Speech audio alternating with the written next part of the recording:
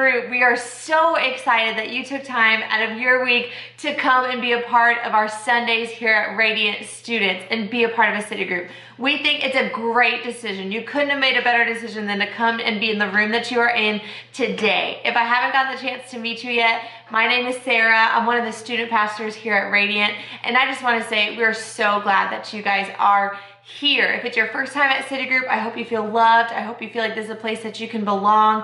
If I haven't gotten a chance to meet you, make sure you look me up on Instagram and say hey and just tell me what you thought about your day-to-day at City Group. So we are kicking off, again, we're in an identity series right now. Last week was amazing. We talked about who we are and who God has created us to be. And this idea of God creating us as a masterpiece. And what does that really mean? And if you missed it last week, I'd encourage you, ask some friends about what we talked about. Ask them about what the series example was from the phone. It was so good. So we're going to continue that today. And I think a lot of times we, hear about the fact that God has created us on purpose and for a purpose and that we are his masterpiece.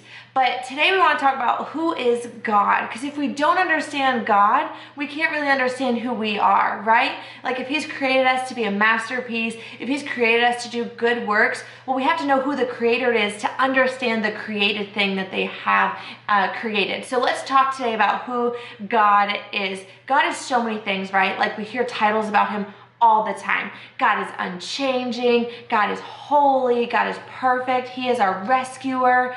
But I think sometimes, if we're being really honest with ourselves, we bring in some other opinions about God that I want to talk through today. There's 3 views of God that I kind of want to highlight, and I want you to think over the next couple minutes, do I think about God this way? There's 3 ways that we can see him that are super unhealthy. And sometimes we don't even realize we're thinking that until somebody notices it. And then we realize that our actual identity, what we think about ourselves, is unhealthy because we have an unhealthy view of who God is. So let's talk about 3 ways that maybe you see God, maybe we see God. And then we're going to talk about what ways that he sees us and how we can kind of disregard these wrong things and wrongful thinkings that we can have, just wrong thought patterns. So the first one, let's just jump right in. The first one is that we can view God as a total authoritarian. The idea that, yes, God is in control. He is definitely all powerful. But we have this idea that we almost go to church out of obligation for fear of what could happen if we didn't obey him. Like he is just powerful. And while that's true, there's so much more to God. I think sometimes if we go too much into this way of thinking, we read our Bible out of obligation, we go to City Group out of obligation, maybe we even try to follow him just out of obligation for fear of what would happen if we didn't, right? And it's not a joyful thing. We're not enjoying our relationship with him. We're not enjoying church because we're just going out of obligation.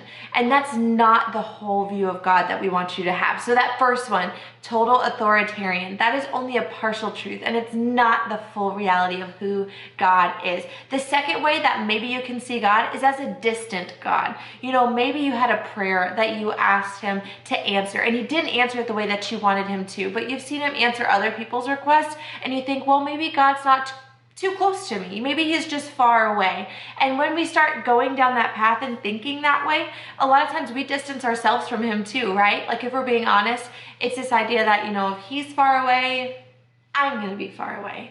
And yes, God is sovereign and he makes decisions to answer some prayers sometimes and maybe says he has something better for us on other prayers, but he is so not a distant God. He is a God who is very close. He draws close to us when we draw close to him. So the second one is a distant God. Maybe that's your view of him today. And then this last one, number 3, maybe you view God as a critical God, right? It's almost like this guy in the sky that's just kind of got his finger pointed and he's just waiting for you to mess up. So you're afraid of him. You're like, oh, I don't want him to know, what if I mess up? And then if you do mess up, you kind of run and hide because you don't want him to reveal, your mistake when you already felt it. It's almost this view that he enjoys reprimanding us more than he rescues us. And I just want to say all 3 of those are only half-truths, and half-truths are never the full story. Yes, God does call us into being holy, and yes, he sees our mistakes and he does see all the things, but he's also a God that forgives. He's also a God that loves to rescue us and loves to draw close to us and be close. He's not distant, he's very close. And then maybe you see him as totally authoritarian like that first one. But God is a redeeming God. He's not just waiting for you to mess up. He's very involved in our lives, and he wants to walk through life with us. So all of those have some little truths about God, but I want to talk about one way that we can view God today that will totally dismantle all those other ones in the unhealthy way we see ourselves. And that one view of God is that he is a good Father. Now, I know sometimes if we've had parents that maybe didn't love us the right way, or maybe they just have a lot going on and they're not as present in our lives, that the word father can kind of, put you off a little bit. I understand that. But the reality is that God isn't a father like our earthly parents are. Even if you have great parents, God is even better. He is a good and perfect Father to you. And there are some truths about ourselves that we can find in the fact that God is a good Father. So we're going to talk about 3 truths that now we can apply to our life based on the fact that God is a good Father. So number 1 is that we are children of God. We are children of God. We're not just slaves. We're not just people that are just doing his work here on earth. We're a part of God's family. In Romans 8, I'm going to read 2 verses, verses 15, just the second half, and then verse 16. And it says this. It says, "The Spirit you received does not make you slaves so that you live in fear again. Rather, the Spirit you received brought about your adoption to sonship," or if you're a daughter or a girl, to daughtership. "And by him we cry, Abba, Father." The Spirit himself testifies with our spirit that we are God's children. And that word Abba is a very special term in reference to a father. It almost means daddy. We are his children. He loves us as his kids. He's not just waiting for you to mess up. He loves you. Think about the way that, when a baby and a toddler is kind of learning new skills and learning to walk. The dad isn't waiting for them to mess up to be angry. He's so excited the first time a baby crawls, the first time they take that step. And every time you take a step towards God, he is so excited because you are his daughter. You are his son. So number 1, we are children of God. Number 2, the second truth, because God is our Father, the thing that we can identify ourselves as is that we are loved. God is a good Father. And something else is that his son Jesus paid a very high price to get to adopt you into his family. When he died on the cross, it was just to be able to have a relationship with you and with me. It's a big price to pay. And it's all because he loves you. John 3:16, a verse we quote all the time, says, "For God so loved the world that he gave his one and only son, that whoever believes in him shouldn't perish but have everlasting life."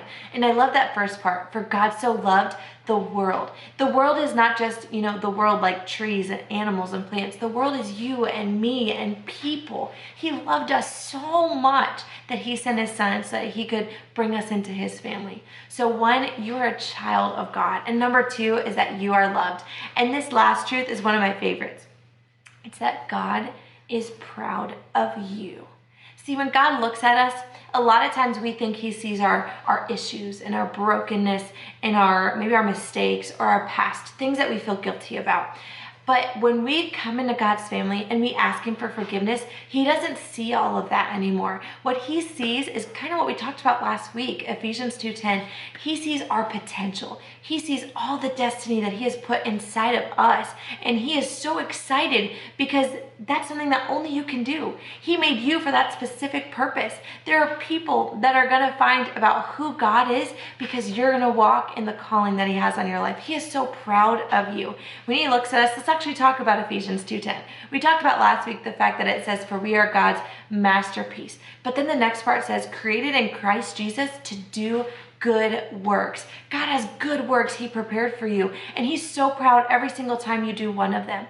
And easy ones are just spending time with him, getting up and praying, reading your Bible, inviting somebody to church. When you come to church, enjoying spending time with him, enjoying worship, enjoying vibe. When you come to City Group and you're like, I'm going to open up today, or I'm going to try to pray for somebody today, or I'm going to try to, really lead the charge today. You're doing some of those good works he created you for, and he is so proud of you.